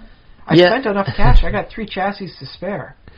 Well, how, because droids are sort of mass-produced, similar to clones in that sense, I guess, in that, if a droid is destroyed, it's actually, in a lot of cases, cheaper just to buy a new version of the same model. In which case, if you've got one that's advanced sort of thing, and it has, knowledge, skills, and the quirks that you're okay with, because let's face it, not everybody would like to hang out with C-3PO as their droid. Yeah. Not everyone wants to hang out with R2-D2 as their droid. Well, yeah, I remember there was somebody wrote some articles, and it might be official or the second tier of official, because I don't think the books are official anymore. Secondary canon. The second tier of canon, in that droids basically, they can develop sort of personalities, almost souls, if you will. I think there was even a force-sensitive droid in some of the books, one of the books. Oh, I don't remember that one, but I do know in the rules for it, for the D20 setting, all heroic character droids are those that have been kept on long enough and have the right quirks and circumstances to effectively become properly sentient. Okay, that's Although probably they what don't gain any extra rights, it's still a horrible universe for the second-class citizens. Yeah, they have to make do with... Well, you don't have as many rights, but you do have the ability to come back from the dead. And not even a lot of the force-wielding people can claim that as their own. So, maybe not that bad a trade-off. Well, dead, again, this is Star Wars, so a droid, if they're sort of disintegrated by a blaster ray or something. Yeah, disintegration you drop one ray. into a star, and it is gone. And the same thing, though, with a human. If the brain is... You need the brain intact and some method of keeping it, from decaying, basically. Yeah. And that's basically what you need to keep a human alive. It's expensive to build a whole new body. You might have to go on the black market and get a clone body and transplant your brain in there. But I think Star Wars, they could do that. I don't know if I can recall a circumstance where they actually utilize such high-end technology. I'd imagine it would be... theoretically, it would be possible, given what they have. In the Star Wars universe, it'd be some back alley doctor in Coruscant who can do it. Probably not Coruscant, actually. Because too many cops. One of the Hutt worlds or something. Closer towards Hutt space, where you can pay a person to not say the wrong thing to the wrong party. I imagine even Tatooine would actually probably be a good place for a doctor like that to sort of practice. Well, maybe not Tatooine itself. I mean, it was... most of the place was completely uninhabitable by most sentient life. So you only had the polar regions that were really habitable. Yeah, and Mos it was Eisley. kind of a back, alley sort of. Yeah, well, that's what I said, back alley. Well, the back alley of the back alley. I do believe I remember one song describing it as the grimy butthole of space. So maybe something on a more developed world in Hutt space. Okay, well, I guess it doesn't have to be. Although, we had a discussion one time about what the population of Tatooine is, and it's not that much from what I've read. It's because it's only the poles that are really habitable, and it's a bit of a racist thing. But I don't think most people counted the Sand People, the Jawas, anything like the Raiders in their figures, because they were just lying on the periphery of the polar regions. But even if the poles of a planet could still, you can still fit a city there, and New York, 10 million people in that tiny little island. But they have a lot of resources requirements, and those moisture, collectors can only collect so much moisture. So I think without shipping in a lot of extra water, which they probably could have done cheaper than getting the whole system going up for the moisture farming. They could, get a decent population, but as it stands, the infrastructure and the will just isn't there. Possibly not. It's I remember when I first watched Star Wars, and I thought, Tatooine is just a very backwater place. And then around the time when they made Episode 1, which I guess maybe that's not an argument for a lot of people because they don't like Episode 1, but at least it shows you a little bit more about what's going on. So there's a decent population. Because do you remember the stands and the But how many of those races? are people actually living there, and how many people are just going to the races there? Well, you mean from another planet or something? Yeah, apparently you can do that sort of thing fairly easy. And it was a backwater planet ruled by the Hutts. If you want to see some nice illegal racing, boy, you go to one of them Hutt planets. You see stuff you will not see on Coruscant. You can't even get a vid feed of that stuff on Coruscant. This is the real shiznit. Maybe, yeah. I still would put the population of Tatooine at 10 million or something like that. But nothing compared to the billions upon billions of Coruscant. Yeah, that's the other thing. If you want to call something a backwater, what you're comparing it to a planet that has 1 trillion people on it. Yeah, okay. The scale's on a slightly different level than most people are used to. But I imagine the doctors you find on Tatooine are the ones that technically flunked out of their classes. Yeah, so maybe they don't get every operation right, but maybe you walk out with 3 hands and 1 foot, sort of thing. Yeah. Although I imagine the Star Wars universe probably has some pretty good do-it-yourself books, if you can get a hold of brain transplants for dummies. Well, that seems like the sort of thing that they'd leave up to the droids to do. Make sure they're connecting the nerves up properly. Dr. Droid, sure, why not? Actually, I think I'd be happier with a droid doctor than most of the sentient species there. Or imagine just an automated, it's not even a droid, or I guess it might have a droid brain, but it's basically a room or a building that's designed for brain transplants, and there's arms that come out of the walls and just do it. But it's really old, so it's half broken and. Fixing up. Oh! Now you know how to play the piano, but only with your left hand. Well, they did have that one planet where they cloned, like millions upon millions of troopers over the course of so many years. Mm-hmm. I suppose you could find it somewhere out there. You might have to hunt for it. I think it'd be difficult, and it might not. Maybe it just happens to be. Yeah, there used to be a doctor on Tatooine who did it for years, who did brain transplants, but he died. Tried it on himself. Didn't work out so well. But I actually wouldn't mind seeing that, just the nice ways to circumvent it, to make sure, because, you look back historically, death was a little bit more everywhere before we realized, hey, boil the water before you drink it and you won't die from, dysentery. Yeah. Child mortality was very high up until recent, like 200 years ago. Yeah, we've been doing very good, and so as our technology, increases, the boundaries of where death it lurks creeps back, and suddenly, because my daughter has been sick, and thanks to stuff like Tylenol, we kept her fever at a decent level. There was a time before that was readily available where she may have gotten such a high fever she could have potentially suffered from some brain damage, and that was just a regular thing. Yeah, well, I had my appendix out when I was 11, so basically modern medicine, if it weren't for that... wouldn't be here. We wouldn't be 96 iterations deep. Yep.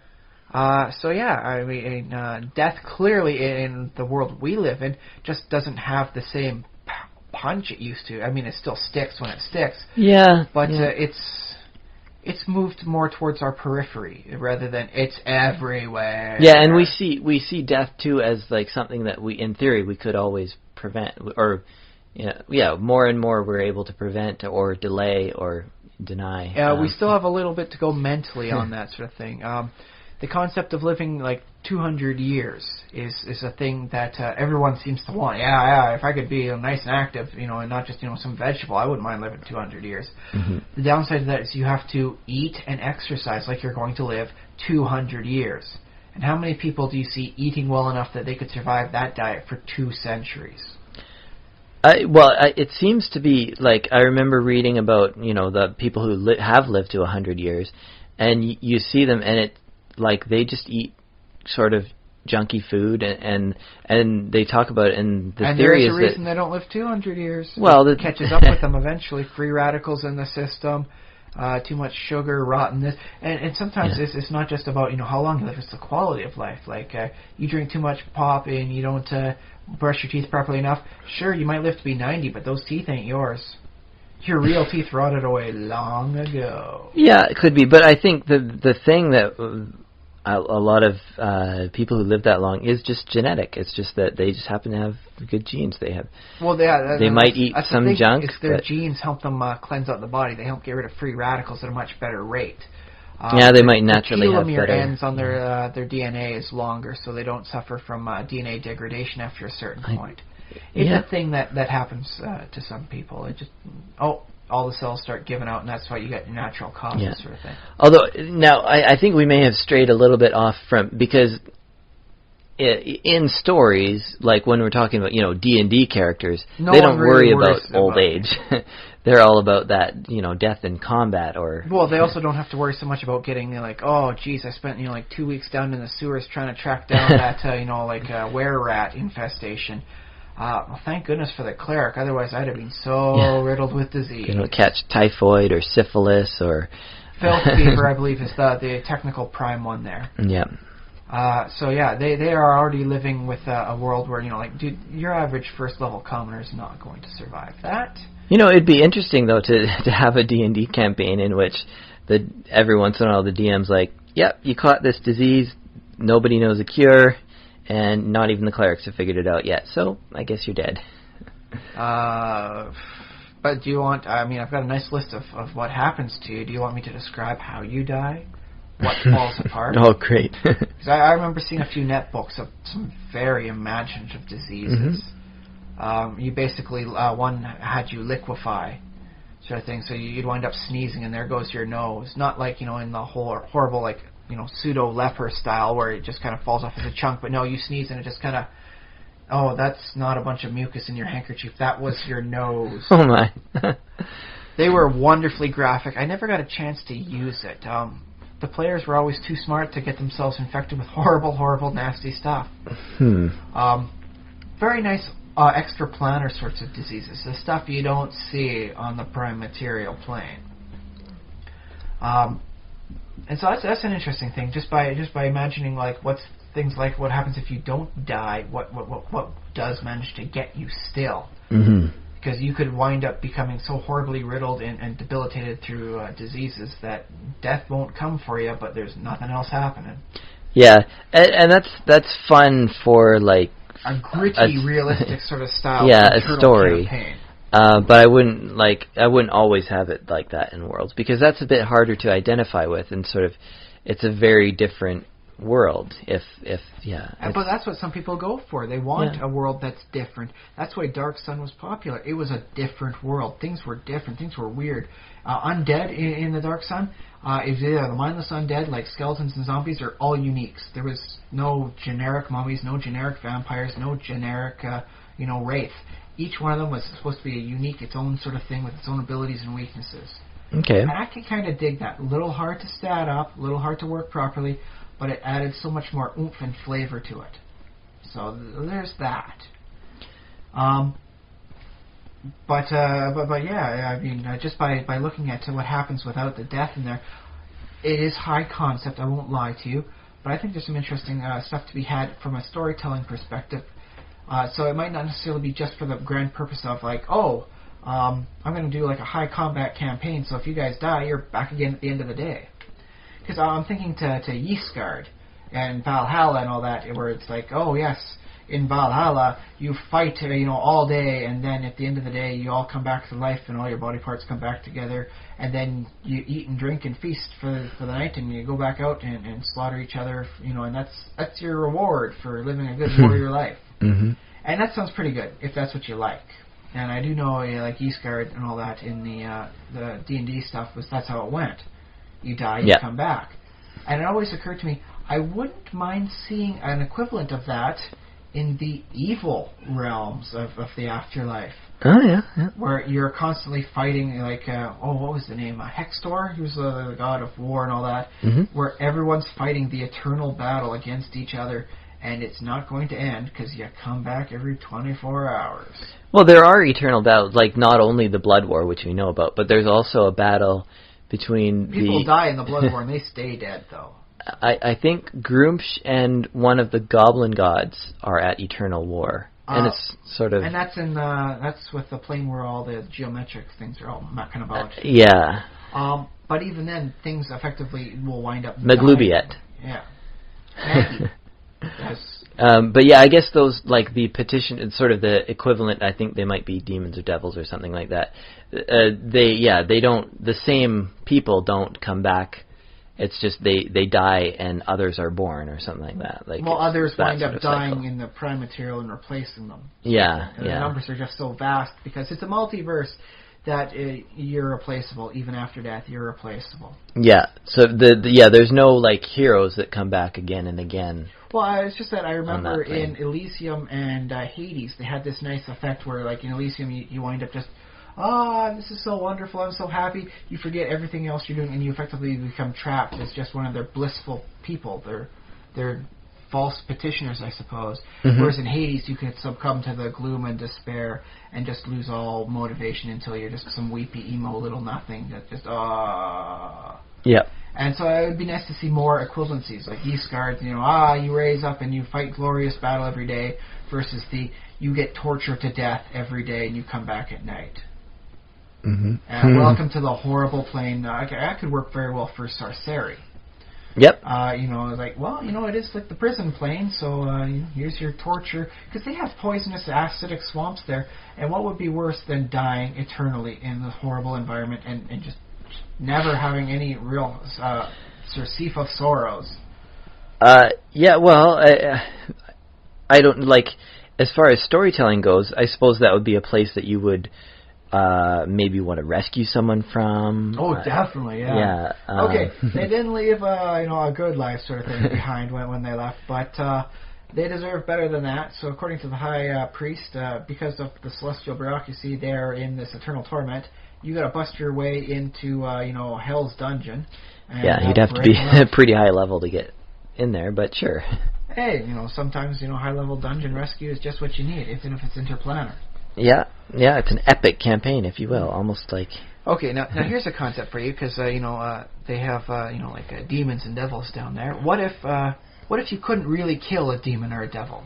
I mean, you kill them on the prime material plane, and apparently that physical body, dissolves, blows up, whatever it is they do, and they wind up, coming back, like just manifesting in the infernal plane of their proper origin. That's what happens to summoned creatures. Yes. And according to the rules of D&D magic, the summoned creatures. So what happens if you made a rule that no matter where you killed, we'll go with fiends in this case, no matter where you killed a fiend, they wouldn't stay dead. You have some sort of like spawning pit, like these vast, deep chasms from which there is no bottom, but things come up from them. So you wind up, you kill the Arc Fiend, but 2 weeks later he comes crawling up out of that pit.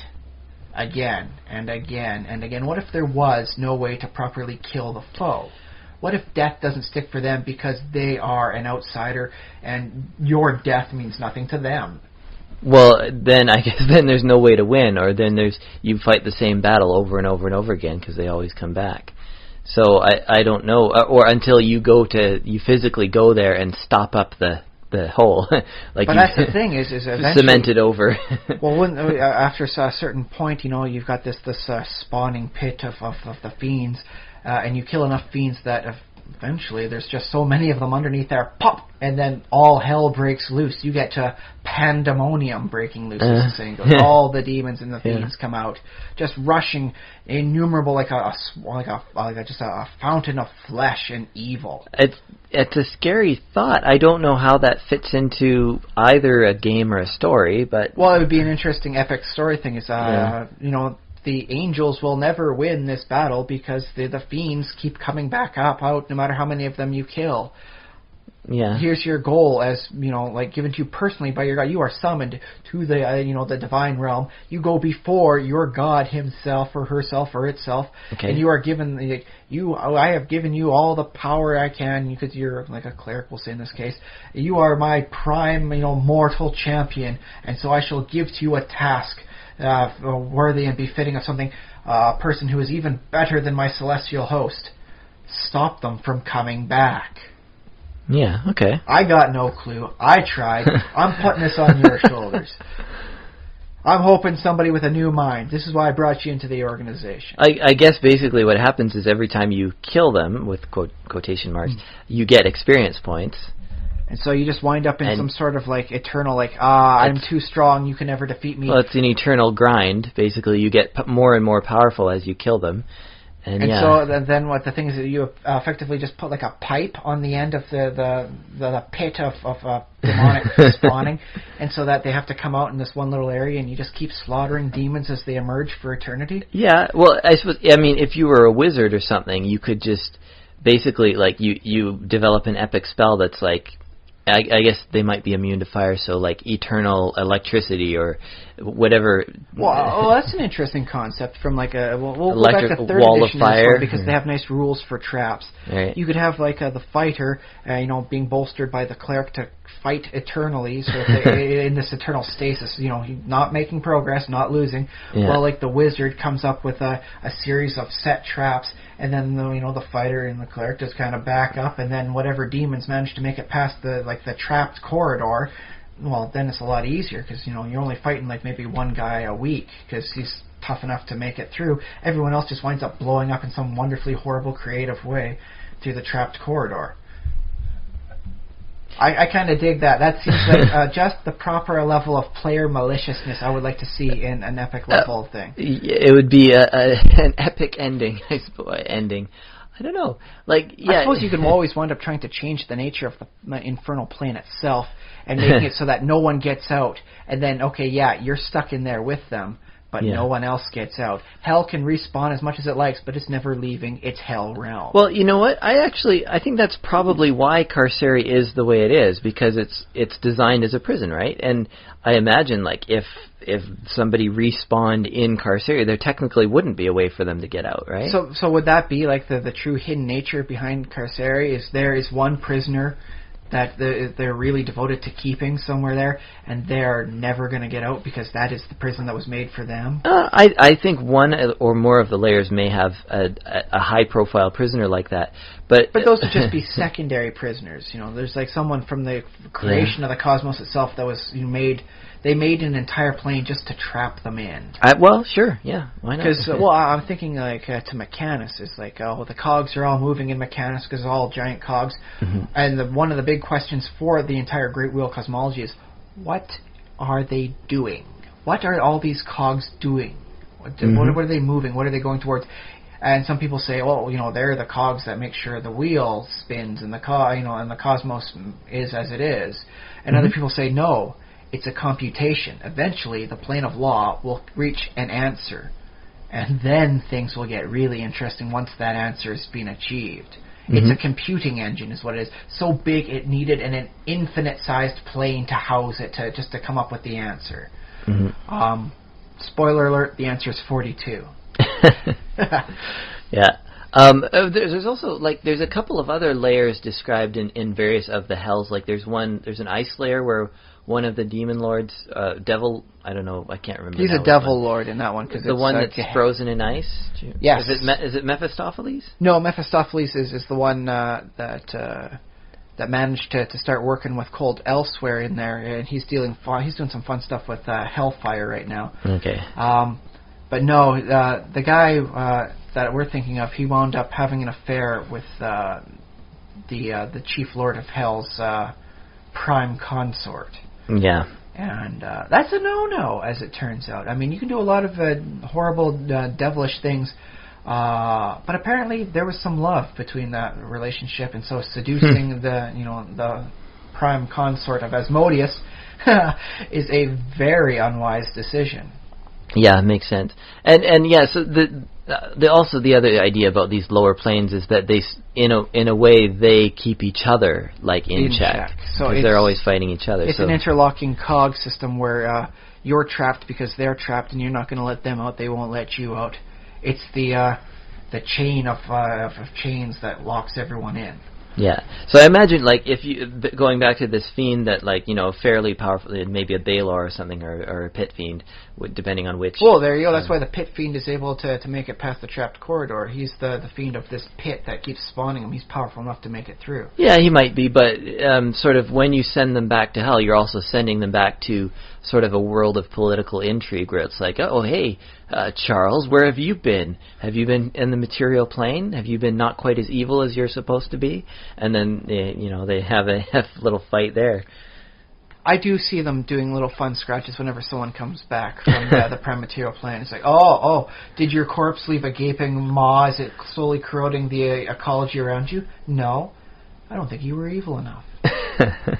I can see that happening even amongst the higher level stuff, just for the fun of it, if nothing else. So that's immortality. I don't know. Do you want to keep? I think we've gone a little over on this, but I do think just by looking at the concept, like what happens if the heroes keep coming back? What happens if the villains keep coming back? What happens if everyone keeps coming back? I know they've done that sort of thing in Star Trek a few times. At least once in the Deep Space Nine, near the start of their run, and once in the original Star Trek series, where you keep coming back. And what's the purpose of the fighting if no one dies? If your argument doesn't have a punctuation point by the end of like a sword or whatever. Yeah, and I like the fact that, like, to my mind, it's in a way it ruins the story, but it also, like, it ruins that story, but it starts a new story. Yeah, it does. Yeah, indeed it does, and it's very good to think about. So I'm glad we had this talk. Well, I mean, just the amount of things you can wind up doing. I mean, like, what happens if the god dies? Like, does the race die with it? And so just by these concepts of mortality, by analyzing them, like, we came up with a pretty darn grim world where people don't die and things are not that good. That's true, yeah. So yeah, when you're in your story, when you're in your campaign, say, what happens if death just has a holiday? What happens if death dies? Death takes a holiday. Like, what goes on? Because I remember an old story, about, I think it's a Ukrainian story about a soldier who winds up capturing death in his magic bag. And he's hailed, woo, yay, we're not dying. And then he looks out one day and he sees all these old people. Like a sea of old people. No one's dying. The numbers keep accumulating. So there's some interesting, like sit down, plot this out in the long term, because apparently someone did several hundred years ago and came up with an interesting story about, like, there are old people wishing to die, but there's no death anymore. He's kept in a nice little bag. So what happens if you remove that one factor? See, does it really matter that much? I mean, and if it turns out, like, in your story that you're writing, it's like, I guess it doesn't really matter. No one was planning on dying anyways, and I was kind of running out of interesting, plot to development. What if I just said, fine, no one dies? I'm tired of you, George R.R. Martin, killing everyone. I'm going to write a story where no one dies because no one can die. There you go. Congratulations, you've now created the anti-Game of Thrones. Cool. So if our listeners have additional thoughts on death or D&D or any of the multiple topics that we've covered this week, they can always email us. You can email us at thesimulationist@gmail.com. Tell us about your week in gaming. Tell us about what you're up to. Tell us about anything you like. If you've already found like a superpower combo in Dungeons and Dragons 5th Edition, let me know. Oh yeah, send that's a little good bit too. of sweetness my way. Send us links to your favorite YouTube videos that are gaming related. Also, forum post if you want. And we're keeping an eye on that. Yeah. I tweet at Spaceboot1, Spaceboot numeral 1 on Twitter, and there's a Facebook page which you can always like and comment on, and there's a YouTube channel that you can like and comment on. But don't spam, please. Well, for now, I mean, even spam. Okay, you can spam for now, but like until we get big and famous, and then you're gonna have to knock your habit. That's gonna have to die. Because at this point, I can manage it. Also, subscribe to the YouTube channel because whenever we talk about something that has a YouTube-related video, I will usually favorite it or like it. So you can, if you follow us, you can see those. Join our web of likes and styles. Yeah, so there's all that. And reviews. We always like getting reviews on whatever, iTunes, for example, Stitcher, and those other things. And tell friends. Tell all your friends about how great this... No. Tell your friends. If you think they'd like us, yeah, let them know. Say, hey, I think I got something that's right up your alley, buddy. Yeah, and they don't have to listen to the whole, like, I know these can be a little bit long if they're not, and this one's going a bit long, but tell your friends we don't hold it against you if you don't listen to the whole episode. Although, check it out. Like if you have listened to in the background while you're like vacuuming or doing dishes or something. Yeah. Just make us a part of your world. That's all we're asking. Yeah, and thank you if you have listened to this long. Thank you so much for listening. So take care out there. I will say we will be back next week because we will not die. I mean, we're so close to 100. There's no way we're letting this collapse anywhere near now. Yeah, and then once after we die, Zoe can take over. Yeah. Get my younger brother, and he can take over some of the reins. Yeah. We'll make sure this lasts a nice long time. Cool. All right. Take care. My name has been Josh Trelevin. I've been Ryan Kirkby. And send us money.